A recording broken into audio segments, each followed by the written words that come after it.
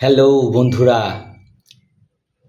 একটা জিনিস কি আমরা খেয়াল করে দেখেছি যে বিয়ের আংটি যখন বর বা কনেকে পরানো হয় তখন বর বা কনের অনামিকা আঙ্গুলে এই আংটিটি পরানো হয়। কিন্তু কেন কেন এত আঙ্গুল থাকতে কেন অনামিকা আঙ্গুলে পরানো হয়? বন্ধুরা, গঙ্গা তীর থেকে আমি আছি আপনাদের সাথে।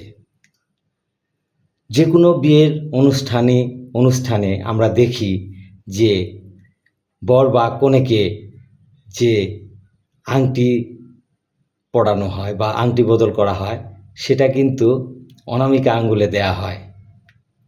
এর কারণ হচ্ছে এই অনামিকা আঙ্গুলের শিরা হৃৎপিণ্ডের সাথে সংযুক্ত থাকে।